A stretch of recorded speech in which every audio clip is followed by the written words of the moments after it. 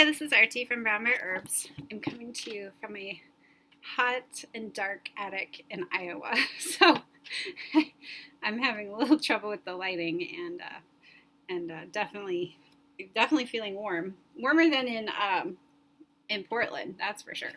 Anyways, I'm traveling because my dad had a heart attack. He's had a few heart attacks, and this was his second heart surgery. So cigarettes played a big role in that. So I wanted to talk to you today about a little bit about my connection to tobacco smoking, and mostly through my family. And then I will briefly go over our different blends for helping quit tobacco. So usually when people find out what I do, they ask me if I used to be a smoker, and that's why I got into it. And I did smoke from when I was about 17 to 18 for a year, and I did smoke about a pack a day, and that was a really disgusting thing to do to my body. I'd say I did it mostly because people I thought were cool were smoking, and people who I thought were not cool were telling me not to smoke,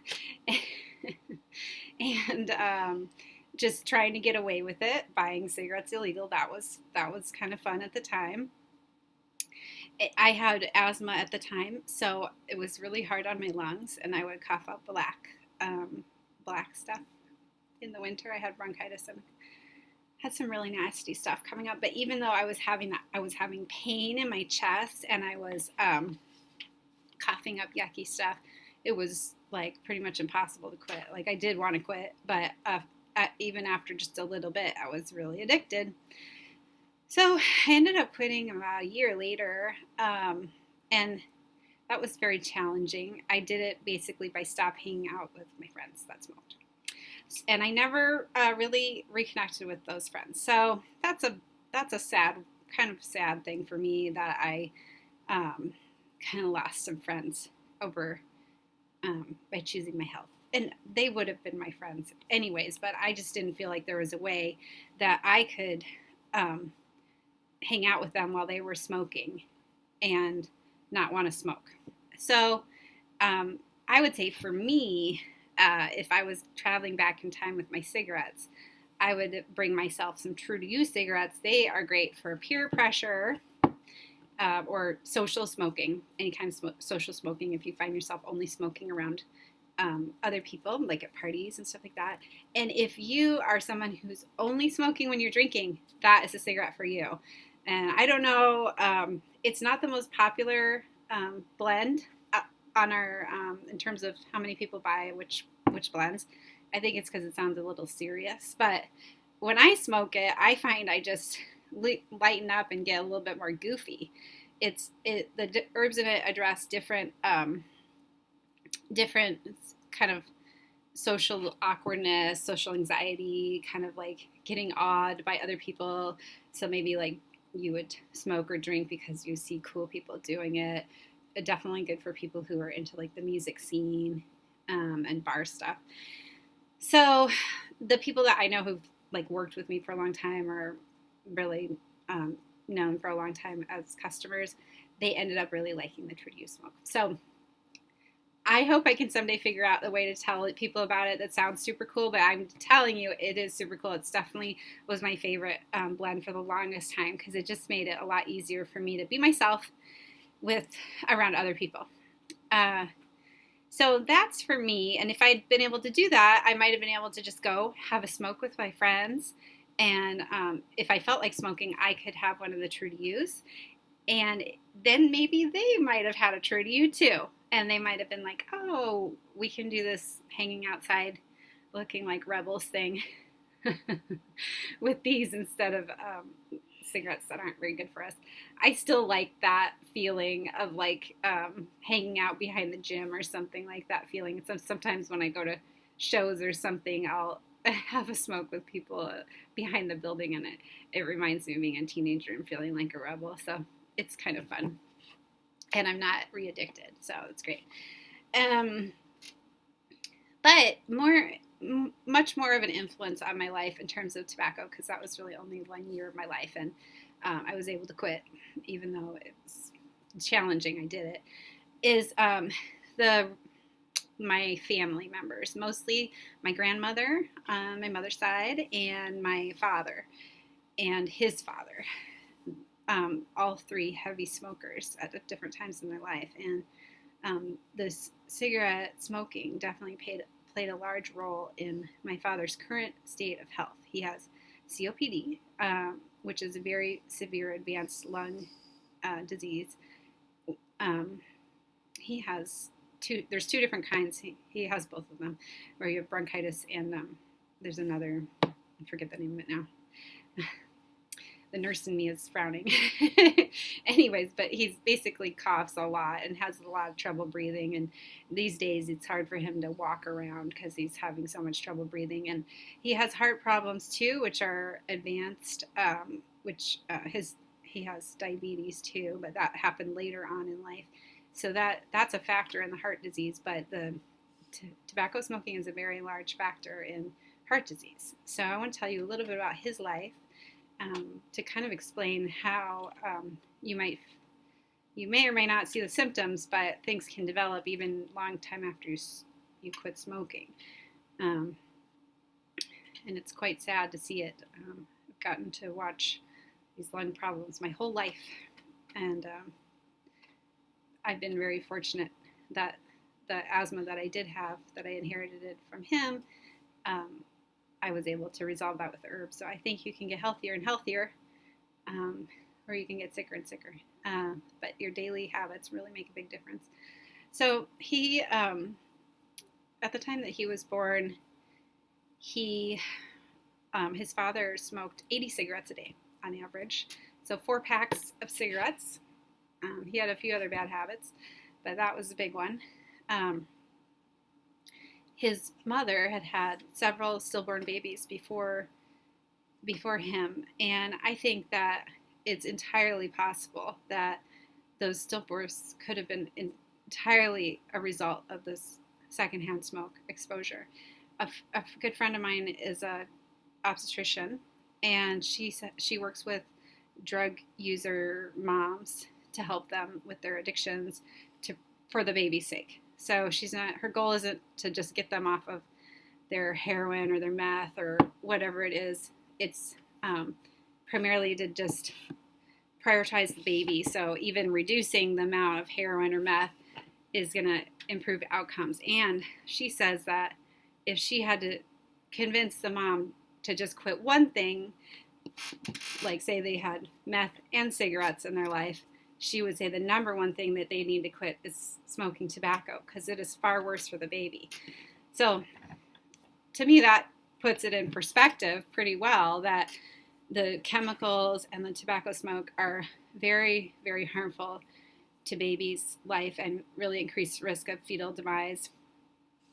So the other thing I've noticed is that my mom, whose mother was a smoker, and my dad, who had whose mother had secondhand smoke exposure, both had eczema in their youth, and then it later resolved. But I did research that because I was suspicious that would be related to the tobacco smoke, and it is associated with tobacco smoke exposure in the 3rd trimester. So when he was born, he was a successful birth after many stillborn babies, but he had eczema all over his body, and he had really severe problems with asthma. And I mean, I can't imagine anybody living in a tiny apartment with a 4-pack-a-day smoker not having severe lung issues. So whether or not he would have had that if he had been in a healthy home, who's to know? He might not have had any asthma his whole life.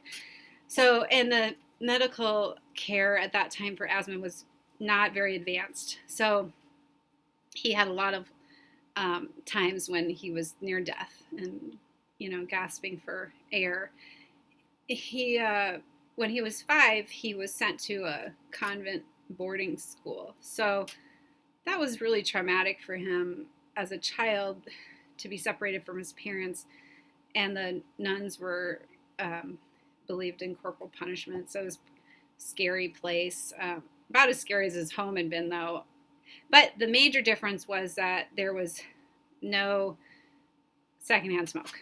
And I think that based on his stories of the medical interventions that he had a lot before he was 5, and then the change in his health when he left home, that going to boarding school, even though it was emotionally traumatic, might have saved his life. It's my strong belief that's probably saved his life. It's just too much smoke.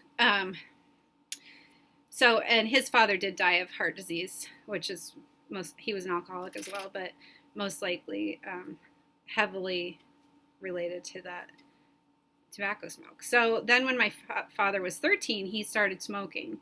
And there is a correlation. There is if you get enough secondhand smoke, you can become tobacco or nicotine dependent, or have symptoms of nicotine withdrawal when you're not around it. And so I would guess that having that early exposure that was so high, he was, it was almost like having heroin in the uterus. It's just you just already had that exposure, so the tendency to become addicted is really high.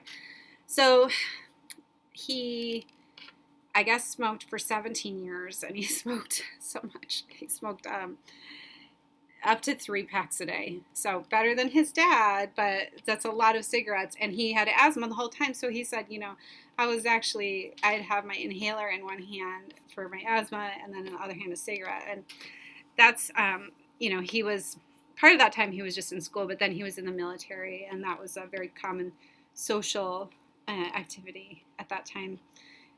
Towards the end, he was trying to quit, and he would smoke 1 a day, but as the studies show, like, if you just smoking 1, it's going to be better for your health than smoking 3 packs or 1 pack, but it is, you're still just as addicted to the nicotine. It's, you really have to just get it out of your life. So with that in mind, I will say that Take It Easy is the best one for nicotine addiction, nicotine withdrawal. Lobelia is in it, and it has it interacts with the same neuroreceptors as nicotine. So your body thinks it's getting the nicotine fix without the addiction, without the addictive properties, which is super cool. So that is a great one if you realize that your body is primarily physically addicted. And I feel like a lot of people who maybe smoke very regularly or pack a day, kind of smoke at work breaks, stuff like that, I recommend Take It Easy for them. And there might be another blend that will help too. Like maybe they also smoke because they're emotionally overwhelmed. But if the nicotine addiction is a problem, then Take It Easy often at first is really helpful. And then when the urge comes up later after they haven't been smoking very much, then they might do a gentle protective when they're feeling stressed or overwhelmed in that emotional kind of psychic way. So he did finally quit when he was 30. However, by that time he was already getting a lot of medical interventions for his lungs, and I didn't come along until 77. So my whole life, I watched him try all different kind of asthma medications and treatments, and just be really debilitated by the condition. And then when he was in his 60s, he had his first heart attack and open heart surgery. And tobacco smoking is very related to heart disease. And I will say also I don't remember if I mentioned this earlier, but my grandma on my mother's side, she smoked. And then I think I did say her daughter, my mother, had the eczema, and she had high blood pressure and heart disease as well. So she finally quit when she was 72 after smoking probably a pack a day for, I don't know, I think she was like in her early teens. And that sounds horrifying to say that that she both of them were so young when they started, but education was a little bit different. But actually now, currently, people are most likely to start when they're teenagers. And that makes it a little bit tricky because we're not supposed to really, I can't definitely advertise to children to smoke my cigarettes instead of other cigarettes. I wouldn't really feel comfortable about that. Although if a parent talked to me, I would say that this is a much better option if your kid just wants to try out a cigarette. They wouldn't get addicted and they might try out a cigarette no matter what. But so it is the most common time to start smoking. You're not really making your best decisions at that time in your life yet. And I do think a lot of people aren't seeing smoking as much, but statistically it's still affecting like a 20 to 30% of the United States population, and it really varies a lot depending on socioeconomic categories, education, race, and people say, oh, well, these minority populations or LGBTQ populations are under more stress and that's why they're smoking more. But the cigarette industry specifically targets these populations. So I don't really think that it's because gay people are under more stress so they're smoking more. I don't think that at all. I think that they've been targeted by advertising, and they are victims of the cigarette industry. So in both cases, the long-term cigarette smoking has led to heart disease. But obviously, my dad did smoke a lot more than the average person. He did say a lot of times he just would smoke like a pack a day, but that's still a lot. So even over 10 years, his doctors didn't really feel like, some of his doctors didn't really think that the amount he smoked was enough on his own to have caused the severity of his lung conditions. But combined with that early childhood exposure, that's really adds to it. So it's difficult to describe what that did to him, but I guess for me, seeing it, I became like super focused on my own health and being like the boss of my own body, and really driven towards wellness. So I'm lucky because it seems that there's a little bit of a family tradition of taking things to the extreme, whether it's smoking 4 packs a day, or in my brother's case, running over 400 miles at a time, or anything like that. I'm lucky that I'm just interested in being healthy and taking care of myself. I'm probably the most moderate one in there, but still a little intense. So that's, but the think about that, he quit when he was 30, and it's affecting his whole life. I get a lot of feedback lately about people who have quit smoking using our smoking blends, and it makes me really happy. It makes me really happy because, it is hard to quit smoking, and in some ways it seems like a little thing, but it is the hardest addiction to quit, and there's so much stigma against it that, let's say you admit it to your doctor and then goes on your record, then you're going to pay more for health insurance, which is because it's going to cause you to have more health problems in pretty much any area. But, that means that you may not want to tell your doctor, and then you might not be able to get good help quitting smoking. And a lot of the smoking cessation tools don't address the underlying issues. So I love hearing your feedback. It reminds me that I'm doing this for a reason and I'm helping people out, which is really important to me. So I've talked a little bit about True to You and Take It Easy, and I'm just going to briefly go over Clear Mind, Gentle and Protective, and Sexy Smokes, which would make up all of our 5 standard smoking blends. So Gentle and Protective, that is a beautiful, gentle blend of lavender, raspberry leaf, and mullein. Mulleine's in all the blends. It's soothing for your lungs. I recommend that you don't smoke anything without mullein in it.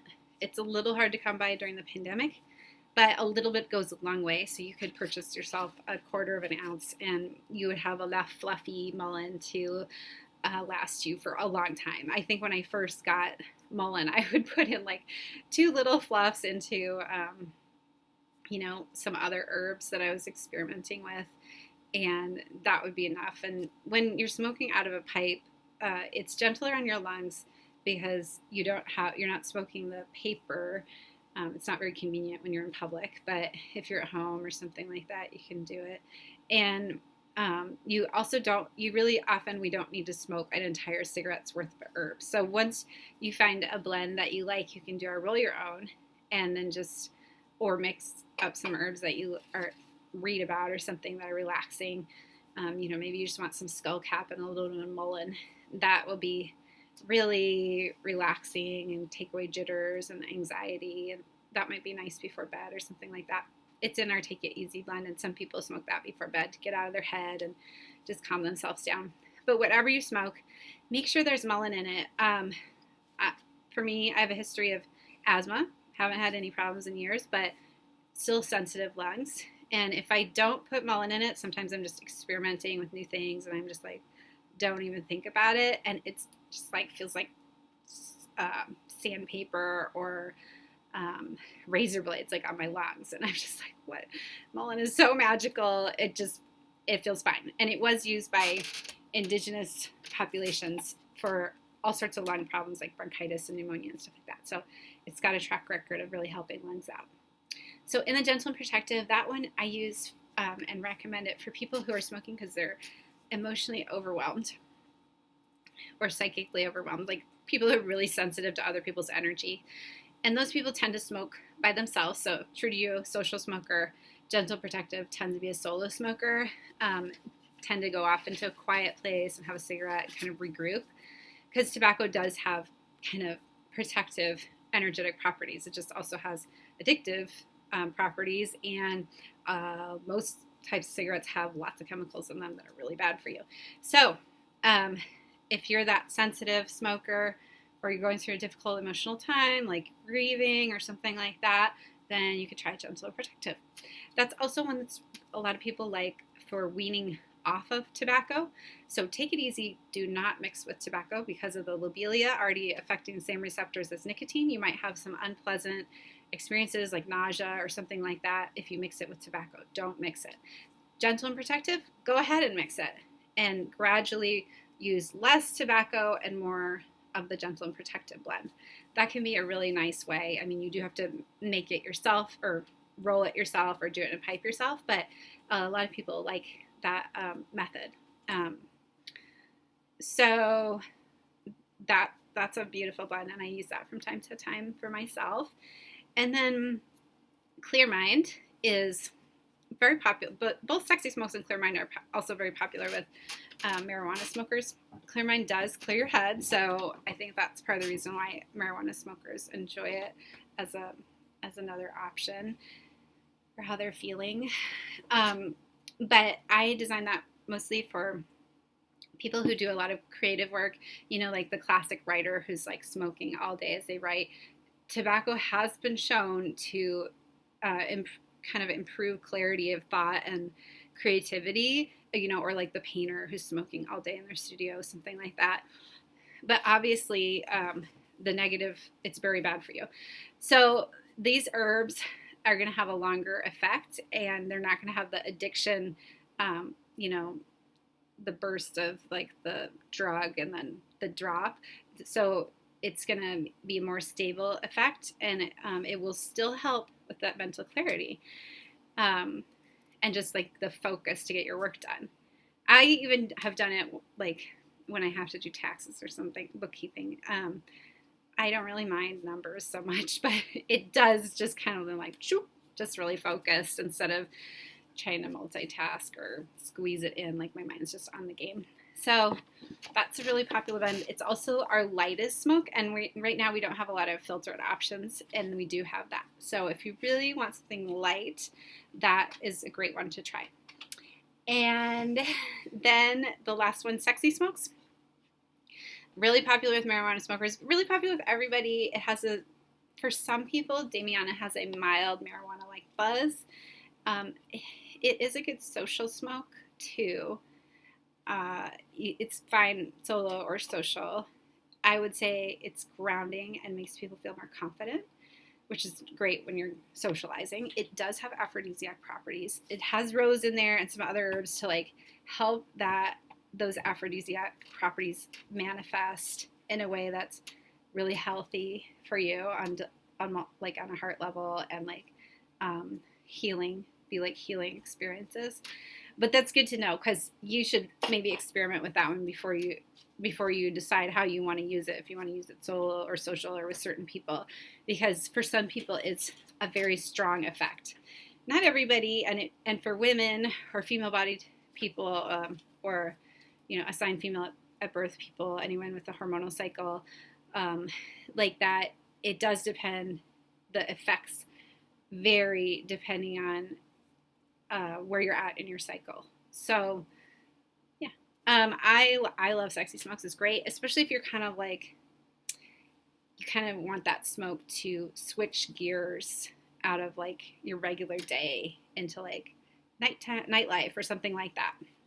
You'll feel more like you're switching gears with that one, whereas True to You, which is kind of has a lot of crossover, that one you kind of like, you go to the bar and all of a sudden you got your drink and then you're smoking. So, but a lot of people who like sexy really enjoy True to You both. So I think those are great. And I have a little 2-pack that of True to You and Sexy, and I'll put that back on the shop because it's been a while since I've had that available. But that's fun to try both of them as a classic. So those are the blends. And so I strongly urge you to, if you haven't started smoking yet, don't start smoking tobacco. It's highly addictive. If you are trying to quit and you give our stuff a shot, please let us know how it goes. I love the feedback. I do make changes sometimes to, we always need feedback for our production because things change. Different herbs come through from different batches and different things change. I always welcome the feedback, and especially love to hear your experiences, because what I'm trying to do is not just help you with the addiction, but also there's a reason why you started to begin with. Maybe it was peer pressure, maybe it's because you're stressed out, whatever it was, there was something going on. So hopefully the herbs will help you with that in addition to breaking that addiction. And then if you've quit, have some of these on hand, because they're not going to be calling your name from the cabinet at all, because they're as addictive as like drinking a cup of chamomile tea. It's just how it is. I was worried when I first made them that I would become re-addicted, because I hadn't thought about it in years and years and years, but I had that body memory and fear that if I smoked, I was going to be a goner and start smoking again. So they won't be calling your name, but if you have one of those days when really everything's gone to poop, or something really bad happens in your life and you're like, I need a cigarette right now, or you have a few drinks because you're stressed out and then you say you're going to need a cigarette, having them in the cabinet and or in your purse or wherever you need them, glove compartment, so that you just grab one of those and then you smoke one, you have your thing, and you're done. You do not start smoking a pack a day again, like for the next 3 months before you quit again. Because I hear that story a lot. Like, I just, I was doing fine, and then I smoked one cigarette, and then all of a sudden I'm smoking a pack a day again. Don't do it, please. So, good luck out there. Thanks for listening. And you, even though if you're young and you're not really feeling the effects of the tobacco right now, it can develop over time, and you can have a better end of life if you take care of yourself now, and you're worth it. And I'm just trying to offer you some more resources to make it easy for you and fun. So thanks for listening.